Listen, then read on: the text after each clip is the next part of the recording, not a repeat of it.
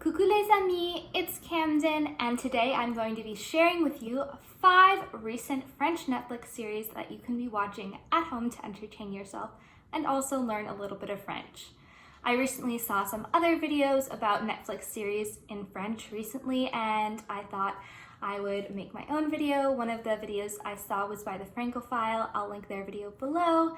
And I thought, why not share what I've been watching recently, what I've seen on Netflix that looks interesting.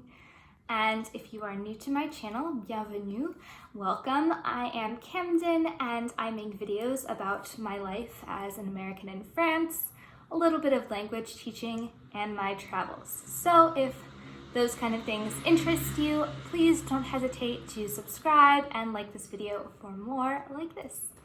All right, let's get into it. Allez, let's go.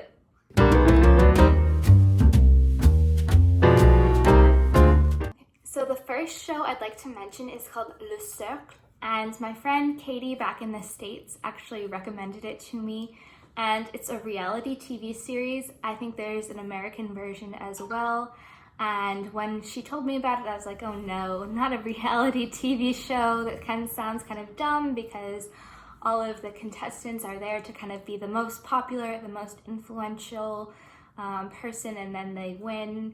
And after giving it a little bit of thought and seeing a video that Joe Franco made about it, I'll link that below as well, I thought, hey, this actually could be a good way to learn some slang words and see how people talk informally. This next show is actually my favorite on the list, and it's called The Eddy. It's an American TV show actually, but it's based in Paris, and it's directed by Damien Chazelle, who also directed La La Land and Whiplash. So if you like those movies, this could be an interesting show for you.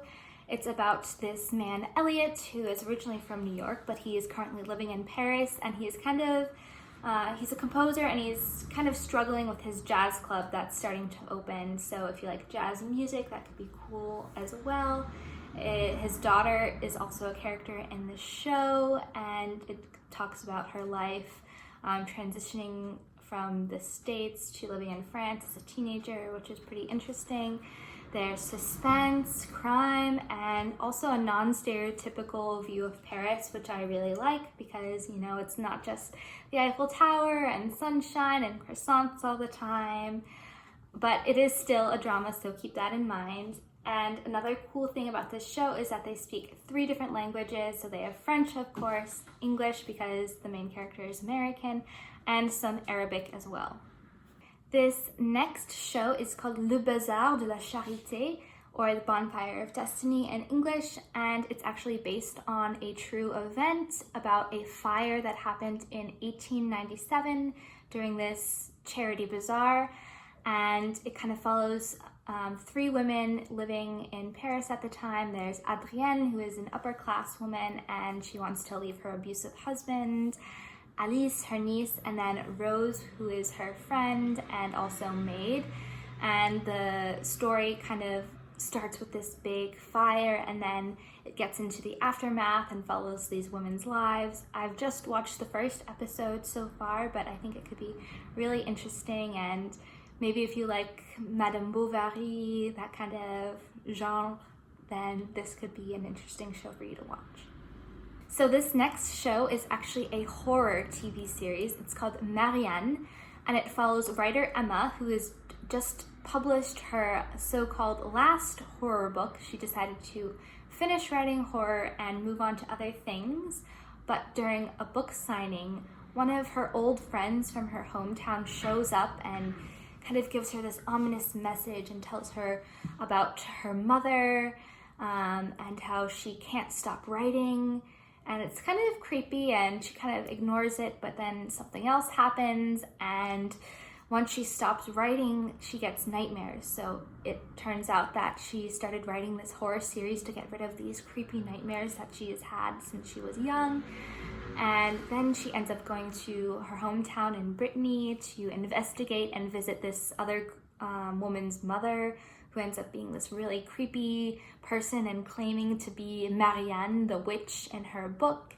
And some other really creepy things start to happen after that. And I'll be honest, I also just watched the first episode of this series because Sometimes horror movies can creep me out, and this one is really creepy, but if that's your thing, this could be a really intriguing series for you.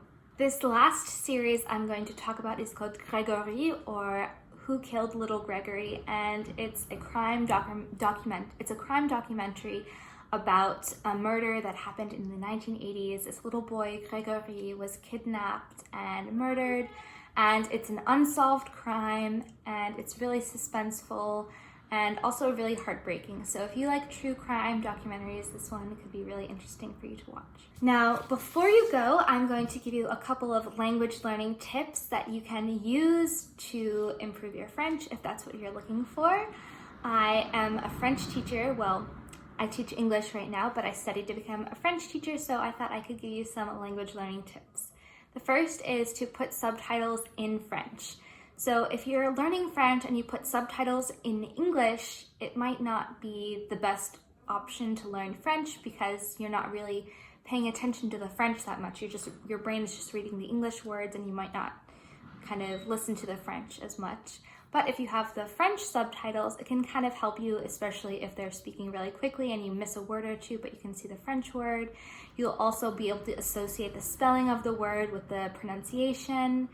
And you can even pause and take notes if you want to get extra learning in there. I actually had a friend who was living here who would watch the series Plan Coeur and pause and take notes, and she learned lots of new vocabulary that way. And then the next tip I have is to imitate the actors. So this can be kind of funny and maybe kind of weird if you're not into acting, but if you find a character or a show you really like and you try to speak the way that character is speaking, imitate their sounds, you're gonna kind of have that muscle memory to see how French people really pronounce words, how they intonate. I don't know if that's actually a verb or not, but how to get the right intonation.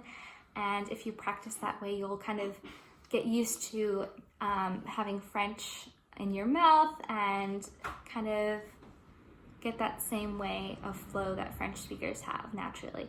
Thanks again for watching, and let me know in the comments which series you want to watch most. And if you like this kind of video, let me know if you want me to make videos about French music or films, that kind of thing. Let me know. All right, à la prochaine!